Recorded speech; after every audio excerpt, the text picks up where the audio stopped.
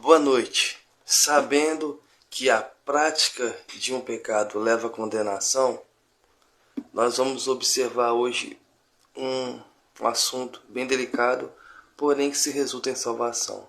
Aquele que peca está mediante a um erro, mas se ele vive nessa prática e não abandona, ele pode ser condenado à perdição eterna.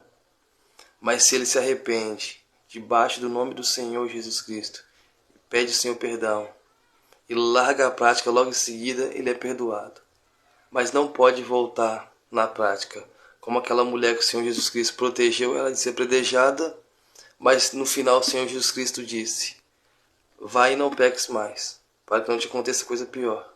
Assim ele falou com várias pessoas na Bíblia: vai e não peques mais, para não te aconteça coisa pior do que essa enfermidade, do que essa condenação. Então vamos ler comigo uma passagem, mas antes eu vou falar sobre o que é. Você sabe como originou a homossexualidade? Você sabia que a homossexualidade se originou debaixo de outro pecado? O pecado da idolatria? Você sabia disso? Vamos para a Bíblia, para que não seja eu falando, mas a palavra. Em Romanos, capítulo 1, do versículo 20 adiante. Melhor, versículo 21 adiante. Portanto, tendo conhecido a Deus, não o glorificaram como Deus, nem lhe deram graças, antes tornaram-se vãos em seus pensamentos, e seu coração insensato se obscureceu. Professando serem sábios, tornaram-se nécios, e mudaram a glória do Deus incorruptível em semelhança da imagem de homem corruptível, e de aves, e de quadrúpedes, e de répteis. Por isso, também Deus os entregou à imundície, e às concupiscências de seus corações, para desonrarem em seus corpos entre si. Pois mudaram a verdade de Deus em mentira, honrando e dando culto a criaturas no lugar do Criador, que é bendito eternamente. Amém. Por isso, Deus os entregou às paixões vergonhosas, pois até suas mulheres mudaram o uso natural de suas relações íntimas por outro, contrário à natureza. E de modo semelhante, também os homens, deixando o uso natural da mulher, inflamaram-se em seus desejos lascivos, uns para com os outros, cometendo atos vergonhosos, homens com homens, e recebendo em si mesmos a recompensa que convinha a seu erro. E como eles se não importaram com o conhecimento de Deus, Deus os entregou a uma mente reprovada para fazerem coisas que não convêm, estando cheios de toda injustiça, fornicação, perversidade, avareza, maldade, cheios de inveja, homicídio, contenda, engano, malignidade, sendo murmuradores, detratores, aborrecedores de Deus, insolentes, orgulhosos, jactanciosos, inventores de maldades, desobedientes aos pais, nécios, desleais, sem afeição natural, implacáveis, impiedosos, os quais, apesar de conhecerem o julgamento de Deus sobre os que praticam tais coisas, serem dignos de morte, não somente as fazem, como também se comprazem com os que praticam.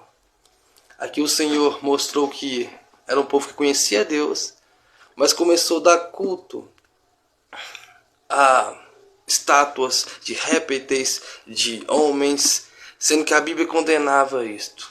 A palavra já no Torá, a palavra antiga já condenava. Dará culto somente a Deus, nem há nada feito acima dos céus, nem na terra, nem abaixo da terra, nem nas águas, nada prestará culto somente a Deus. Mas eles cometeram esse erro de prestar culto a criatura, a seres, a animais, a diversas coisas.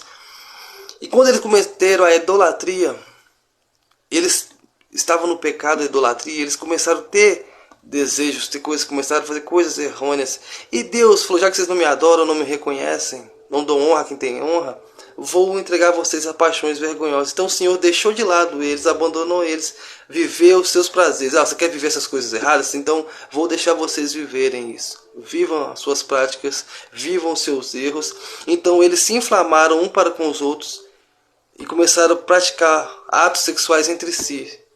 Porque Deus poderia enviar pessoas para pregar e trabalhar e não isso é errado, isso aquilo. Mas eles não queriam adorar e ver o que de fato é verdade ou é mentira, é certo ou é lícito ou não. Eles queriam consumir a sua vontade. Então Deus entregou eles as suas vontades, as suas paixões que eles mesmos escolheram. Então assim começou o pecado da homossexualidade, debaixo de outro pecado que é a idolatria. A idolatria gera outros pecados, um abismo chama o outro. Então, aquele que vive nessa prática, ele tem que abandonar ela. Tem vários pecados, depois logo mais você viu que eu citei vários outros pecados que essas pessoas consentiam, cometiam, faziam. Elas não começaram só em um pecado, elas começaram na idolatria e elas se tornaram blasfêmios, não tinham afeição natural. Elas começaram a mudar toda aquela imagem e semelhança que elas tinham de Deus. Elas começaram a viver uma nova direção e elas começaram a ter vários outros pecados. Mas começou originalmente na idolatria e elas começaram a se tornar uma humanidade perversa, um coração orgulhoso, um coração distante de Deus. E eu falei logo mais no final desse versículo, você vê que eles têm vários outros pecados. Não só da idolatria e da homossexualidade. Tem vários pecados que eles tinham que abandonar. Mas de um pecado eles caíram em vários outros pecados. Mas os dois pecados que eu chamo a atenção aqui são os pecados iniciais, que é a idolatria e a homossexualidade. Que é o que eu estou trabalhando nesse vídeo. Por quê? Porque em Levítico, Romanos e Apocalipse condena a prática homossexual. E diz em Apocalipse que quem pratica a homossexualidade não herdará o reino dos céus. Porque a homossexualidade, se você pratica ela, você está vivendo um pecado. Assim como qualquer outro pecado, como o Rashon Hará, que é a fofoca. Se a gente não abandonar como a mentira, se a gente não abandonar uma mentira, se a gente viver na mentira, a gente pode se perder. Todos nós vamos errar, vamos pecar, mas nós temos que abandonar e lutar para não voltar a praticar, independentemente do pecado. Mas eu estou falando desse pecado porque hoje é um pecado que está sendo trabalhado para ser normalizado, para as pessoas acharem que não é um pecado, para que a pessoa venha praticar. Se a pessoa acha que não é um pecado, ela pratica. De simpatizante ela pode vir a praticar e errar como os antigos erraram. Então, vê se você idolatra um animal, uma imagem, uma pessoa, um local, uma profissão, um hobby. Tem várias formas de idolatria. Se você idolatra alguma coisa, se você coloca o seu coração nela, você está idolatrando ela. E a Bíblia diz, né? Aonde está o teu coração, ali está o teu tesouro. E se você colocar isso acima de Deus, você está idolatrando aquilo e dando honra a um objeto, a uma pessoa ou algo, em lugar de dar honra somente ao Senhor Jesus, ao Deus de Israel, que merece e deve receber a honra e a glória para todo sempre. Então, a gente tem que observar o que convém, pedir direção da palavra, se é lícito, porque às vezes você tem um desejo, você tem algo em você que não é lícito e você quer largar, você quer participar de uma libertação em prol de largar essa prática, porque você sabe, se você viver essa prática do pecado, te leva à perdição. Como qualquer outra prática pecaminosa, nós temos que buscar a direção do Senhor Jesus para ser libertos disso que te aprisiona.